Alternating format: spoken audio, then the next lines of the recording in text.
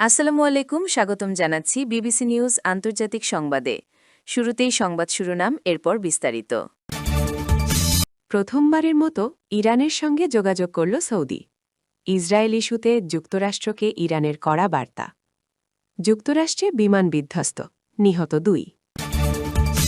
দর্শক, এতক্ষণ শুনছিলেন সংবাদ শিরোনাম। এখন বিস্তারিত।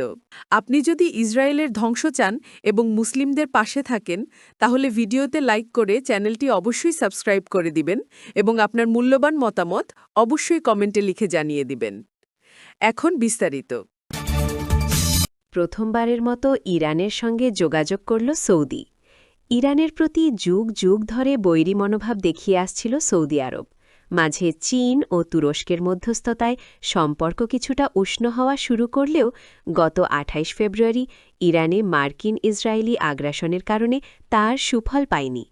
প্রতিশোধমূলক আক্রমণের অংশ হিসেবে রিয়াদ, দুবাই, দোহাসহ উপসাগরীয় দেশগুলোতে থাকা মার্কিন সামরিক ঘাঁটি ও স্বার্থসংশ্লিষ্ট স্থাপনায় ঝাঁকে ঝাঁকে ড্রোন ও ক্ষেপণাস্ত্র ছোড়ে তেহরান।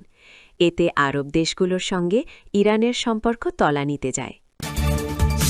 ইসরায়েল ইস্যুতে যুক্তরাষ্ট্রকে ইরানের কড়া বার্তা। ইরানের উপপররাষ্ট্রমন্ত্রী সাইদ খাতিবজাদে বলেছেন, যুক্তরাষ্ট্র একদিকে যুদ্ধবিরতির কথা বলবে আর অন্যদিকে তার মিত্র ইসরায়েল লেবাননে গণহত্যা চালাবে। এটি গ্রহণযোগ্য নয়। বুধবার ৯ এপ্রিল যুক্তরাষ্ট্র ইরান ও ইসরায়েল যুদ্ধবিরতি চুক্তিতে রাজি হওয়ার পর লেবাননে নারকীয় তাণ্ডব চালায় তেল আবিব। এতে অন্তত ২৫৪ জন নিহত হয়েছেন।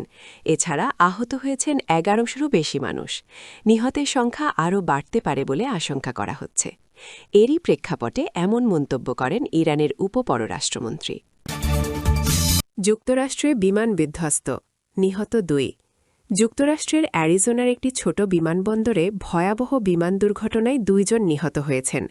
বুধবার ৮ এপ্রিল এই দুর্ঘটনা ঘটে বলে জানান কর্মকর্তারা। মারানা শহরের মেয়রের বরাতে এপি জানিয়েছে, বিমানটি রানওয়ে থেকে ছিটকে পড়ে এবং পরে আগুন ঝরে যায়। শহরের মুখপাত্র ভিক হ্যাথাওয়ে বলেন, বিমানে 2 জন আরোহী ছিলেন, তাদের পরিচয় এখনও জানা যায়নি।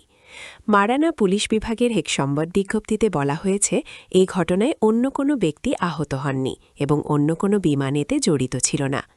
National transportation safety board NTSB জানিয়েছে, তারা পাইপার PA-32 মডেলের বিমান দুর্ঘটনাটি তদন্ত করছে।